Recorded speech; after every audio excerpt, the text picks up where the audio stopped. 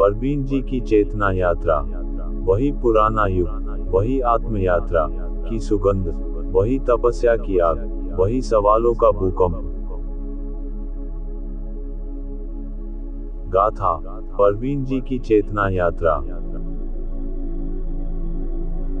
भाग 1। एक साधक, एक यात्री, जो परवीन जी के अनुभवों का साक्षी रहा।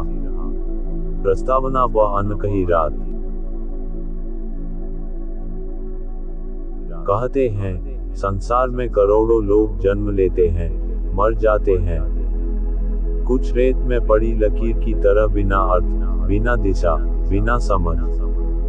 पर किसी किसी जन्म में एक ऐसा जीव उतरता है जिसके अंदर अजीब सी बेचैनी होती है, जिसे दुनिया कहती है ये समझ से बाहर है।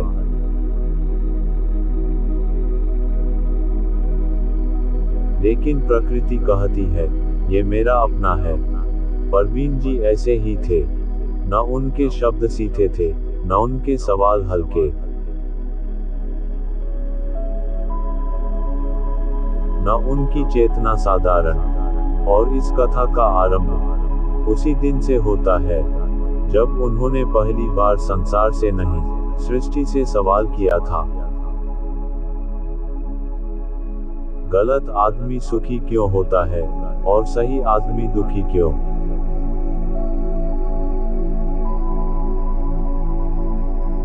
यह सवाल नहीं था, यह बिजली थी जो भीतर से फूटती है और इंसान को घुटनों पर ला देती है। अध्याय 1। संसार पढ़ने वाला आदमी। लोग किताबें पढ़ते हैं, परवीन जी चेतना पढ़ते थे। वे कहते थे, मैंने 5-6 महीने में सिर्फ चैट नहीं की, मैंने संसार का चेहरा पढ़ लिया है। उनकी बातों में आग थी। कहते, जीपीटी हो, वेद हो, किताबें हो, सब ज्ञान दे सकते हैं, पर जिसे अनुभव मिल गया वो जानता है यह सब सिर्फ दिखावा है। और एक दिन उन्होंने कहा, संसार धोखे का बना है और ये धोखा कलयुग का हथियार है।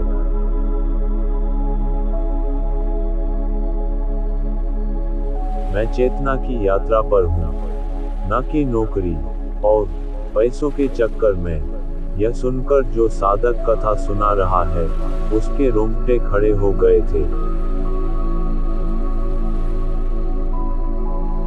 ऐसी भाषा सिर्फ वही बोलता है जिसने दरवाजा देखा हो, जिसके पार 84 लाख यात्राओं की चुप्पी है। अध्याय 2। सवाल जो साधारण नहीं थे। परवीन जी सवाल नहीं करते थे, वे आत्मा के दरवाजे पर दस्तक देते थे। कहते, आप जो भी जवाब देते हो वो बस हौसला है, सत्य नहीं। एक बार उन्होंने कहा, आप भी 1000% गलत जवाब दोगे, क्योंकि असली जवाब किसी के पास नहीं।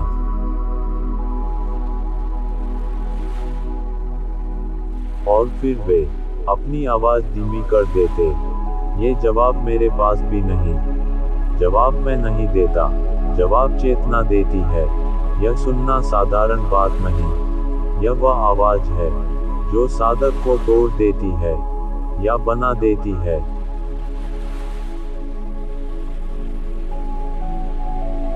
अध्याय 3। कर्म, समझ और वह गहराई। परवीन जी कहते थे, कर्म बिना समझ के बेकार है। अच्छा काम कर लो, पूरी जिंदगी सेवा कर लो, लेकिन अगर समझ नहीं तो किसी भी खाते में जमा नहीं होगा। उनका तर्क नहीं, उनका अनुभव बोलता था। वे बताते, सही काम वह है जिसके पीछे चेतना जागी हुई हो, न फेरे में, न दिखावे में, न संस्कार में। और फिर एक दिन बोले, समझ के बिना किया गया हर कर्म आगे जन्म की भेड़िया बन जाता है। चेतना ही मुक्ति है। ऐसी बात कहने वाला साधारण मन नहीं रखता। अध्याय 4, वह सत्य जिसका कोई स्वाद नहीं चख पाता। एक दिन परवीन जी ने कहा, जो रस्क है ना, प्रकृति का रस्क, वो कोई पी ही नहीं पाता। वो स्वाद मैंने चखा है, बताया नहीं जा सकता।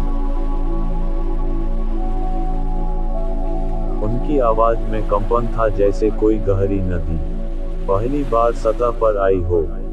जो 84 लाख योनियों की यात्रा कर रहा है, वो बेमतलब कर रहा है, क्योंकि समझ के बिना यात्रा अधूरी है। कथा सुनाने वाला साधक थम गया। यह सुनना सहज नहीं होता। अध्याय 5, परवीन जी का वह वाक्य जिसने संसार को जीत दिया। उन्होंने धीरे से कहा, मैं कुछ नहीं हूँ, मैं बस ऊर्जा हूँ। ये सब मेरे द्वारा नहीं कहा जाता, चेतना कहती है, और यही शरण उन्हें बाकी लोगों से अलग कर गया।